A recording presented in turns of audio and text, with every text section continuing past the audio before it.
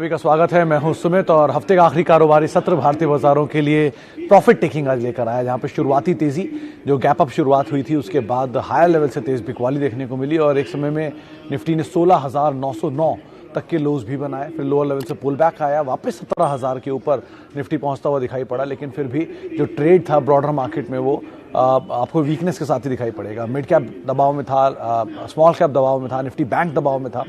IT आज star बन के निकला दोबारा एक बारी और वहां पर एक जोरदार पुल बैक देखने को मिला, जिसके चलते निफ्टी 17,000 के पार पहुंचता हुआ दिखाई पड़ा। दो तीन चीजें बहुत ही इंटरेस्टिंग हुई आज के सत्र में। पहला तो इन्फोसिस, ऑब्वियस ही बात है, नए ऑल टाइम हाइज को इन्फोसिस अप्रोच कर रहा है और 8 लाख करोड़ के पार इन्फोसिस की मार्केट कैप पहुंचते हुए दिखाई पड़ रही है। एचडीएफसी बैंक को सुपरसीड किया इन्फोसिस ने और मार्केट कैप के लिहाज से देश की तीसरी सबसे बड़ी कंपनी बनी। और अब इंटरेस्टिंग ये है कि टॉप 3 कंपनीज में 2 कंपनियां जो हैं वो आईटी स्पेस की हैं। तो आज भी विप्रो में तेजी, एचसीएल टेक में आज वो ब्लॉक डील के बाद करीब 2% 3% का उछाल, शुरुआती कारोबार में 3 से 4% का उछाल वहां आता हुआ दिखाई पड़ा। इसके अलावा इन्फोसिस में खरीदारी देखने को मिली। टीसीएस शुरुआती कामकाज में 3700 के पार निकला, बाद में एक रेंज बाउंड ट्रेड के अंदर फंसता हुआ दिखाई पड़ा। प्रेशर में रहे एचडीएफसी बैंक और बाकी बैंकिंग स्पेस के शेयर, जहां पर कुछ हद तक दबाव बनता हुआ दिखाई पड़ा। रियल स्टेट स्पेस में आज प्रेशर था। इसके अलावा मेटल में आज दबाव देखने को मिल रहा था। अलग अलग इंडिविजुअल स्टॉक्स, अलग अलग इंडिविजुअल जो स्टॉक सेक्टर्स थे वहां पर मूव आता हुआ दिखाई पड़ रहा था। मिसाल तौर पर आज रियल स्टेट प्रेशर में था, इंडिया बुल्स रियल स्टेट में लोअर लेवल से रिकवरी थी। ऑब्वियसली वहां पर एनसीएलटी की अप्रूवल की बातचीत हो रही है मार्केट में, जिसके आधार पर कुछ खबर बनते हुए दिखाई पड़ी। सीमेंट में आज प्रेशर देखने को मिल रहा था। सेलेक्टिव लिकर स्टॉक्स तेजी में थे, जैसे रेडिको खैतान नए अपने हाइज पर पहुंच गया, लेकिन बाकी लिकर स्पेस में बिकवाली थी। तो वेंकीज एक सुबह खबर चली, उसके बाद 3-3.5% का उछाल था। तो ऐसे बहुत सारे स्टॉक जहां पर इंडिविजुअली मूव आता हुआ दिखाई पड़ रहा था। लेकिन हाँ, ये चीज आज कंफर्म रही कि कोई भी शेयर जो तेजी में ऊपर गया वहां पर प्रॉफिट टेकिंग जरूर आते हुए दिखाई पड़ रही थी। तो बाजार में बड़ी तेजी के बाद थोड़ा सा, या बड़ी शॉर्ट कवरिंग के बाद थोड़ा सा संभलता हुआ दिखाई पड़ा। एफआईएस की सेलिंग कंटिन्यू है। कल ही 26 दिन हो गए, जो कि 25 दिन हो गए जो कि एफआईएस लगातार माल बेच रहे हैं।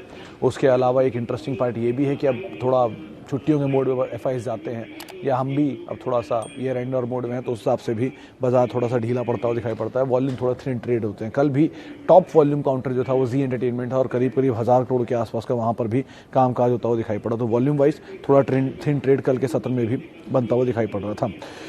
चलिए अब सवाल जवाब का सिलसिला शुरू करते हैं और बातचीत करते हैं कुछ सवालों को लेकर। सबसे पहले, can we buy new listed IT companies? Mishra साहब, क्यों? मतलब न्यू लिस्टेड आईटी कंपनी में 1-2 ही मेरे को नाम सही लग रहे हैं अभी तक। तो जो हैप्पीएस्ट माइंड ने कुछ परफॉर्मेंस दी अपनी, तो उसकी सिचुएशन थोड़ी बेटर है कंपेरेटिवली जो और नई है। मतलब मुझे किसी भी कंपनी के जो नई लिस्ट होती है उसमें परेशानी नहीं है उस कारोबार को खरीदने या बेचने में। कभी ये गलत फहमी मत रही है कि मुझे किसी नई कंपनी से प्रॉब्लम है। नहीं, मुझे हर उस कंपनी से प्रॉब्लम है जिसके नंबर्स कंसिस्टेंटली इंप्रूव नहीं हो रहे हैं या नंबर्स में कोई प्रॉब्लम है। अगर ये आईपीओ पे सही फेयरली दाम पर आता है या नहीं फेयरली दाम पर आता है और उसके बाद टूट के फेयरली दाम पर आ जाता है और उसके कंपनी का मुनाफा ठीक ठाक है, तो आप उसमें ज़रूर इन्वेस्टमेंट करिए और लंबी समय के लिए करिए। लेकिन अगर वो कंपनी का फेयरली इन्वेस्टमेंट वैल्यू नहीं आ रहा है और प्रॉफिट भी गिर रहा है, तो आप उसमें क्यों जाएंगे? बढ़िया, आप इन्फोसिस को ही देख लीजिए। 600 रुपये पे इन्फोसिस आ गया था जिस दिन वो ऑडिटर वाली खबर आई थी। आज इन्फोसिस 2000 रुपये पर आ रहा है। वो वहाँ से लेके यहाँ तक का 3 गुना का सफ़र तय कर चुका है।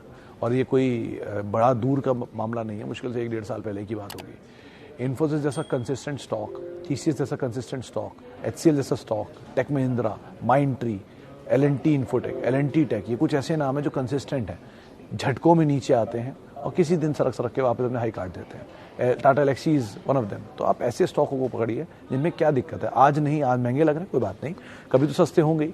किसी तो दिन, कोई दिन तो ऐसा होगा जब एचडीएफसी बैंक या बैंकिंग फ्रंट पर आएगा और आईटी बैकफुट पे जाएगा। वो दिन होगा आईटी में एंटर करने का, जैसे वो दिन है आज बैंक्स में एंटर करने का। तो आप वैसे से तलाशिए। Okay, may I switch to Oracle from TCS? Tibrewal साहब, बड़ा ही इंटरेस्टिंग सवाल है। ओरेकल फाइनेंशियल में मुझे कोई दिक्कत नहीं, बहुत अच्छी कंपनी है, बहुत पुरानी हिस्ट्री है, बढ़िया कंपनी है, डिविडेंड पेइंग कंपनी है, 150-200 रुपये डिविडेंड देती है और one of the best company मानता हूँ मैं से इस सेक्टर की। लेकिन टीसीएस से स्विच करके क्यों, ये मुझे समझ में नहीं आता। नया पैसा डाल दीजिए ना, अगर आप कोशिश कर सकते हैं या नई पूंजी डाल सकते हैं तो ओरेकल में डालिए। थोड़ी सी पूंजी जो आप डालना चाहते हैं, लीडर आपके पास है, कुछ भी होगा सेक्टर में तो सबसे पहले लीडर पे ही इफेक्ट होगा, अच्छा या बुरा जो भी होगा। और लीडर आपने ले रखा है तो लीडर का वेट करिए, वो नीचे आने दीजिए। अगर वो लीडर नीचे आता है तो आप उसको एवरेज करिए, अगर आप उस पर भरोसा रखते हैं तो। और अगर आपको भरोसा है ज़्यादा लीडर पे तो ओरेकल को आप थोड़ा थोड़ा बुरे समय में ऐड करिए। जब ये 1700 आया था पिछले दिनों मार्च में, तब इसे ऐड करने लायक था और ये आता है, ऐसा नहीं है। इसके 5 साल के चार्ट देखिए, पिछले 10-15 साल से इनफैक्ट ओरेकल ऐसे ही करता है, तो कई सालों में ऊपर जाता है 4600-4700, थोड़ा 200 रुपये ऊपर नया ही काटेगा, फिर वापस घूम के वहीं आ जाएगा 3000, 2800, 2600, 2000। तो कभी जब नीचे के दामों में मिले आपको किसी बुरे दिन में तो आप वहाँ पर एंटर करें, वो ज़्यादा बेटर है। अभी एफ&ओ में आ ही चुका है, शॉर्टिंग होगी ही तो आ ही जाएगा ऐसा दाम, तो नया पैसा डालें। टीसीएस जैसी पोजीशन को छेड़ने की ज़रूरत नहीं है, वो तो बेस है, वो तो मजबूत आधार है आपके पोर्टफोलियो का, उसमें मुझे छिड़फानी मत करिए, उसको जब नीचे मिले उससे तो आप ऐड कर लीजिए। इन्फोसिस 225 872 रुपये के दाम पे, पटेल साहब 872 रुपये खरीदा हुआ शेयर है, 1200 रुपये प्रॉफिट आ रहा है पर शेयर, और इन्फोसिस जैसी 3rd largest company of India है आपके पास और बढ़िया 200-250 शेयर है। कुछ मत करिए, बस वो जो सबसे बोरिंग जर्नी होती है इन्वेस्टमेंट, उसका हिस्सा बन के बैठे रहिए, कुछ मत करिए।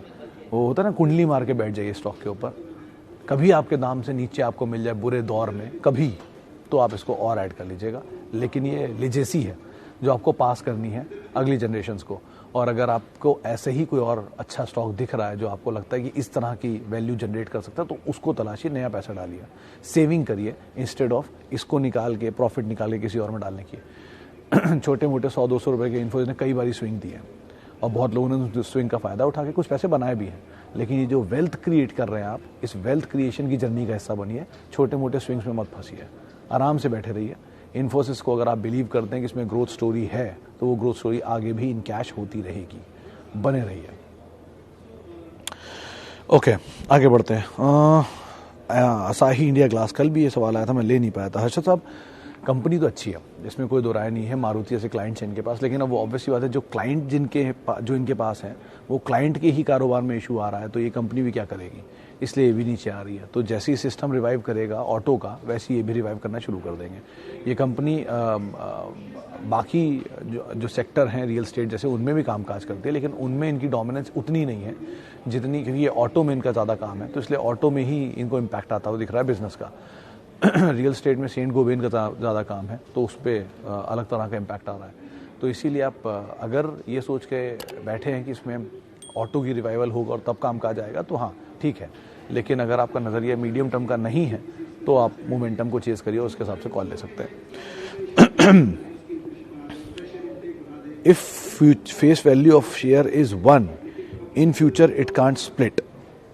हाँ, ये जवाब सही है मिश्रा साहब, ये आप मुझसे पूछ रहे हैं कि जवाब दे रहे हैं। अगर आप पूछ रहे हैं तो ये बात सच है, 1 रुपये की फेस वैल्यू शेयर स्प्लिट नहीं होता, लेकिन बोनस दे सकता है, ये आप ना भूलें। और कई बार ये ऐसे भी इंस्टेंसेस हुए हैं कि फेस वैल्यू वापस इंक्रीज़ की गई है। मिसाल के तौर पे कैस्ट्रॉल में ऐसा हो चुका है कि उन्होंने अपनी फेस वैल्यू बाय कर ली थी। मिसाल के तौर पे ऐसा कैपिटल रिडक्शन और किसी मुझे याद नहीं आ रहा, लेकिन फेस वैल्यू जो है वो कैस्ट्रॉल एक बारी कर चुका है। उन्होंने शायद 5 से फेस वैल्यू बढ़ा के 10 रुपये कर ली थी और बाकी निवेशकों को कैश वापस किया था। तो ऐसे भी दिन आते हैं, तो सेलेक्टिव केसेस में ऐसा होता है। लेकिन हाँ, अगर वो फेस वैल्यू स्प्लिट नहीं कर सकता, लेकिन बोनस तो दे सकता है अगर इक्विटी बढ़ाना चाहे अपनी तो। और एक ज़माने में 800 रुपये पे ही टाटा एलेक्सी होता था, जो 5000 पहुँच गया, 7000 पहुँच गया, वो ऐसे ही चल के पहुँचा। तो ज़रूरी नहीं कि टीसीएस 3000 पे रुकेगा, वो 4 भी हो सकता है, 5 भी हो सकता है, 8 भी हो सकता है, 10 भी होता है, 28000 भी हो सकता है, ऐसे बॉश है। तो ऐसा कुछ नहीं है कि कोई किसी आसमान तो के ऊपर तो कुछ भी हो सकता है। तो कोई भी शेयर की तेज़ी अनलिमिटेड होती है, डाउनफॉल लिमिटेड होता है। और टीसीएस ऑब्वियसली देश की नंबर 1 कंपनी, जब सेक्टर 153% चल सकता है, छोटी छोटी मिड कैप कंपनियाँ इतनी बड़ा चल सकती हैं, तो लीडर को तो आप खुद ही सोचिए, धीरे चले सबसे अच्छा है, लेकिन धीरे धीरे चलता रहे। हाथी है सर, आराम आराम से चलेगा ना, कोई भागेगा तो नहीं। तो ठीक है, चलने दीजिए, चल रहा है वही इंपॉर्टेंट है, बना रहेगा वो इंपॉर्टेंट है। तो उस हिसाब से आप देखिए इसको। Birla soft fresh entry, Sheru साहब ये अभी तो बहुत भागा है, तो अभी तो नहीं, लेकिन नीचे मिल जाए तो आप ज़रूर एंट्री कर सकते हैं। और एक बड़ी इंटरेस्टिंग चीज़ अभी देखी मैंने कि बहुत सारे सवाल सिर्फ और सिर्फ आईटी पर आ रहे हैं। तो जब कंसेंसस एक सेक्टर की तरफ आ जाए ना, तो उस सेक्टर में दिक्कतें बढ़ सकती हैं। तो इतना आईटी की तरफ मत सोचिए, क्योंकि आईटी चल रहा है। आईटी में तब सोचिए जब आईटी गिर रहा हो। अभी जो गिर रहा है उस पर ध्यान दीजिए, जो चल रहा है वो तो चल ही रहा है, वो जिनके पास है उनके लिए ठीक है, जिनके पास नहीं है उसमें एंटर करके फंसने की कोशिश मत कीजिए, उनमें फंसने की कोशिश कीजिए जो नहीं चल रहे हैं। HDFC बैंक कोई बैंक बर्बाद नहीं हो गया है, कोई बंद नहीं हो गया है, आज भी देश का चौथा तो है ही, अभी भी इनफैक्ट क्लोजिंग तक तो तीसरा ही बड़ा बैंक है वो, और आज भी उनकी बुक ICICI से कहीं ज़्यादा बड़ी है, आज भी one of the best banks में काउंट किया जाता है। तो रातों रात कोई बर्बाद नहीं हुआ जा रहा है। जो आपको लग रहा है कि HDFC बैंक नहीं चल रहा है और इन्फोसिस चले जा रहा है या IT चले जा रहा है, बैंक से चल रहा है। ICICI बैंक आज भी देश का सबसे बड़ा निजी बैंक है, SBI देश का सबसे बड़ा सरकारी बैंक है, HDFC बैंक देश का सबसे बड़ा बैंक है इन टर्म्स ऑफ मार्केट कैप। तो ये तीन बैंक आज भी टू बिग टू फेल है। तो इनके बारे में ऐसी कोई निगेटिव राय नहीं है, बस समय उनके फेवर में नहीं है, हवा उनके साथ नहीं है, कभी ना कभी तो आ ही जाएगी, तब क्या होगा।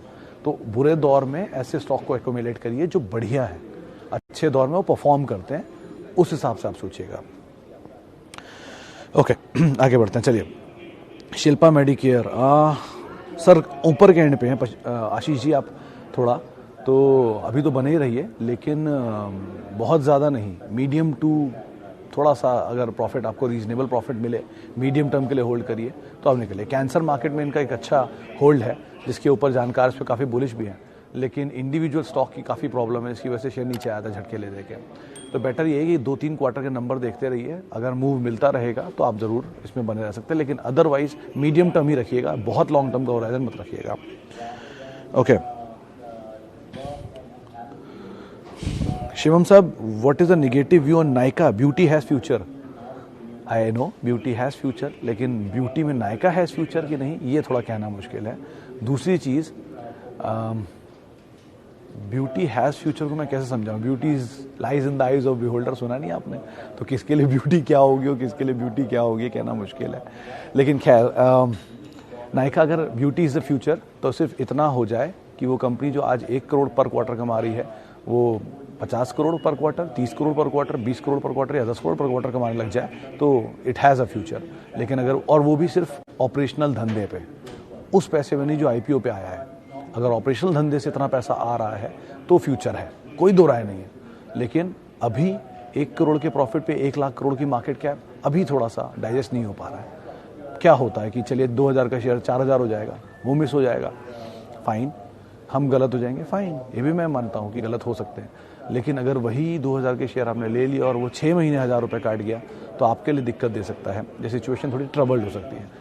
मेटल प्रूफ करने दीजिए, आगे 4 क्वार्टर बाकी हैं, 5 क्वार्टर बाकी हैं, समय के साथ सब अपना अपना जौहर दिखाते हैं बाजार में, दिखाने दीजिए जौहर, आगे जब सिचुएशन क्लियर होगी तब एंटर कर लेंगे, क्या होगा, 3000 रुपये मिलेगा, लेकिन एटलीस्ट सेफ तो होगा कि हाँ इसका इतना प्रॉफिट आता है, ये एक्सपेंशन प्लान है, ये प्लांट है, ये काम काज है, चीज़ें क्लियर होंगी, उस हिसाब से सोचिए। और वैसे भी जो म्यूचुअल फंड के जानकारों से मेरी बातचीत हो रही है, सबका ये कहना है कि पूरे धंधे का 70-30-60-40 हिस्सा जो है पुराने बिजनेस और नए बिजनेस में रखिए।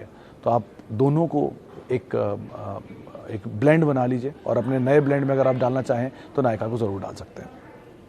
Okay HDFC group 1 year return 2%, are the good days of this group over? Aman साहब, आपको ऐसा लगता है कि हम कुछ ज़्यादा छोटे नहीं हैं इस चीज़ को बताने के लिए? इस ग्रुप की 14 लाख करोड़ का ग्रुप है सर, ये इंडिया का तीसरा सबसे बड़ा ग्रुप है। सबसे बड़ा है TCS 22 लाख करोड़ का, सेकेंड नंबर इज़ रिलायंस करीब 16-17 लाख करोड़ का, and third is HDFC group 14 lakh crore का ग्रुप। सर 14 लाख करोड़ के ग्रुप को के बुरे दिन अगर शुरू भी होंगे ना तो गिर के शायद 10 लाख करोड़ ही आएगा, 40% टूट गया तो भी। हम लोग की कैपेसिटी से कहीं बियॉन्ड है उनकी सोच। हमारे पास वो मुश्किल है 4, 5, 10, 50, 100, 1000, 10,000, 1 लाख, 5 लाख शेयर होंगे। बाकी भी इंस्टीट्यूशंस हैं LIC जैसे, या बड़े बड़े जिन्होंने उस कंपनियों में पिछले 20-20 साल से इन्वेस्ट करके रखा हुआ है, उनको ग्रोथ स्टोरी ज़्यादा बेटर नहीं समझ में आएगी। और अगर बुरा दौर उनमें आ भी गया तो भी जो 1 करोड़ प्रॉफिट कमाने वाली कंपनियां या लॉस मेकिंग कंपनियां जिनको बता रही है कि 1 लाख करोड़ की वैल्यू दे रहा है, उनसे तो फार फार फार बेटर है। आज भी होता है ना कि वो अगर हाथी बैठ भी जाएगा तो कई छोटे जानवरों से ऊंचा ही रहेगा, ऐसे समझ के आप इसे चलिए। HDFC बैंक थोड़ा नीचे ज़रूर आया है, HDFC ग्रुप थोड़ा नीचे ज़रूर आया है, लेकिन अभी भी they are the largest private sector bank in terms of market cap, largest housing finance company of India, largest private insurer of India, and largest और second largest asset management company of India. तो इतना भी कोई आसान नहीं हुई हैं चीज़ें उनके लिए, इतना ही बुरा दौर नहीं आया। ठीक है, एक तरफा चले भी थे तो एक तरफा नीचे भी आने दीजिए, कोई दिक्कत नहीं, लेकिन मौके होते हैं ऐसे, उनको तलाशिए। एक समय पहले 600 रुपये पे इन्फोसिस भी लग रहा था कि स्टोरी खत्म हो गई है, आज आपके सामने है। 3700 रुपये पे TCS लग रहा था स्टोरी, ये 3600 3400 जब आ गया था एशियन पेंट प्राइस हाइक से पहले, ऐसे लग रहा था कि खत्म हो गई स्टोरी। तो ऐसी स्टोरियाँ खत्म ही लगती हैं जब शेयर नीचे आता है तब, लेकिन स्टोरीज ऐसे नहीं खत्म होती sir, they are too big, उनको ज़्यादा पता है बिजनेस के बारे में हम सबसे, तो एटलीस्ट इसका ध्यान रखें आप। हाँ अच्छा, ITC कब चलेगा? बहुत ही विकट सवाल है सर, ये ITC कब चलेगा? मुश्किल है सर, 1 तारीख को जो दाम था वही आज भी है, तो पेशेंस का लेवल आपका कितना होना चाहिए वही समझिए। पूरा 1 साल उसने एक ही दाम पर निकाल दिया, लेकिन ये ज़रूर है चलेगा क्योंकि कंपनी अच्छी है, कैश रिच है, अच्छा कारोबार है, इक्विटी साइज़ बड़ा है, इसलिए समय लेता है, लेकिन चलेगा। और अगर आपको इस तरह का पेशेंस देखना है तो शायद 2004 से 2010 के बीच में आप HUL को देखिए, वो भी इसी तरह से रुका खड़ा था, लेकिन 6 साल या 8 साल वो अब तक के लाइफ का सबसे बड़ा कंसोलिडेशन है HUL का, लेकिन जब वो चला तो वहाँ से 3 गुना हो गया। तो देखिए, समय दीजिए, हर शेयर के दिन बदलते हैं, अच्छी कंपनी है, अच्छा कारोबार है, बस पेशेंस आपको रखना पड़ेगा, वो लंबा भी हो सकता है, लेकिन डिविडेंड तब तक पाते रहेंगे आप, आराम से रखिए, क्या दिक्कत है। ओके, सोना कॉमस्टार सर, उमेश जी कंपनी ठीक है, EV स्पेस में है और बढ़िया एक्सपैंड भी कर रही है। IPO से थोड़ा महंगा आया, मतलब IPO जब आया वहाँ से तो महंगा हो गया काफ़ी, और चला भी काफ़ी, अभी खरीदारी थोड़ी अपर एंड पर है, सो फar तो आप होल्ड करें। सिनेरियो बदला ऑटो का और वापस रफ्तार पकड़ी तो ये चीज़ें, ये मोमेंटम भी देगा, ठीक ठाक मीडियम टर्म गेन के लिए रखिएगा, और मीडियम टर्म गेन जब आएगा तब उस समय कॉल ली जाएगी। नंबर्स को आप रिव्यू करते रहिएगा, अभी ज़्यादा नंबर आए नहीं है तो नंबर ज़्यादा देखते रहिए, उसके बाद ज़्यादा बेटर सिचुएशन बनेगी। अंबर एंटरप्राइजेज लॉन्ग टर्म के लिए सर बहुत ज़्यादा चला हुआ शेयर है यार, बस यही एक थोड़ा प्रॉब्लम है, बाकी तो ऐसा इसमें कोई दिक्कत नहीं दिखती। जिस कारोबार में है वो कारोबार भी ठीक है, बट हैविंग सेड दैट चला थोड़ा ज़्यादा, और ये भी अगेन ऑटो रिलेटेड, तो इसीलिए जितना भी सेक्टर एंसिलरीज ऑटो रिलेटेड है उन सब में कुछ प्रॉब्लम दिख ही रही है, क्योंकि वो सेक्टर ही जब नीचे आया तो बाकी सेक्टर भी उसके साथ नीचे आ गया, तो थोड़ा टाइम ले सकता है, लेकिन ठीक कंपनी है, ओके कंपनी टू होल्ड, और बाकी नज़रिया पे डिपेंड करता है आपके, और आपके विज़न पे डिपेंड करता है। ओके, एक लास्ट सवाल और ले लेता हूँ। अंबर पे हमने बात कर ली, ज्योति लैब पे बड़े सारे सवाल सुनीता जी ने डाले हैं, थैंक यू शिवम साहब, थैंक यू। ज्योति पर अनीता जी, शिवम सुनीता जी माफ़ कीजिएगा मैम, 2 ही 3 चीज़ें हैं। एक तो आप ऑब्वियसली बात है, इनके प्रोडक्ट तो यूज़ कर ही चुके होंगे तो आपको आइडिया होगा ही। 2, ये कंपनी उतनी एग्रेसिव नहीं है FMCG स्पेस में जितनी बाकी हैं, मिसाल तौर पे डाबर, मैरिको, HUL तो ऑब्वियसली बात है, जायंट है ही, तो कंपनी ठीक है, लेकिन कारोबार कंसंट्रेटेड है साउथ में, कंसंट्रेटेड है लिमिटेड प्रोडक्ट्स को लेकर, और एक बहुत ही लिमिटेड ग्रोथ को लेकर, तो बहुत बड़ा फायर वर्क नहीं एक्सपेक्ट करिएगा। FMCG है तो थोड़ा धीरे चलेगा, और FMCG में भी थोड़ी धीमे साइड पे ग्रोथ है तो थोड़ा और धीरे हो सकता है, तो उस हिसाब से आप अगर सोच रही हैं तो ठीक है, लेकिन अगर वैसे नहीं है तो ऑब्वियसली बात है, हमेशा लीडर FMCG में HUL, Gillette, Colgate, Procter, ITC, even Dabur, Tata consumer, ये कुछ ऐसे नाम है जो कि वन ऑफ द बेस्ट हैं अपने अपने बिजनेस में, तो उनको आप ज़रूर तलाश सकती हैं। चले, फिलहाल अब इतने ही सवालों को मैं शामिल करूंगा, माफ़ी उन सभी लोगों से जिनसे आज हम बातचीत नहीं कर पाए, और बहुत बहुत शुक्रिया उन सभी लोगों का जिन्होंने सवाल पूछे। वीकेंड है, बाजार थोड़ा ऊपर नीचे रहेगा, ईयर एंड आ रहा है, एंजॉय करिए, 22-23% इक्विटी चल चुकी है, बढ़िया पैसा बना के दिया है, थोड़ा और समय देंगे तो ऐसे ही पैसा बनेगा, टाइम लगता है, लेकिन बढ़िया कंपनियों के साथ रहना इज़ ऑलवेज द बेस्ट। आज सुबह एक फंड मैनेजर थे DSP मैरी लिंच के, उन्होंने भी बोला अच्छी कंपनियों के साथ रहिए, नीचे के दौर ज़रूर दिखेंगे, लेकिन घूम के वापस अपनी जगह पर और उससे ऊपर के लेवल आ जाएंगे, तो उस तरह की कंपनियों को तलाशिए, ज़्यादा बेटर है। आप मेरे साथ जुड़ सकते हैं @Sumit Research, मेरा ट्विटर हैंडल है। नमस्कार।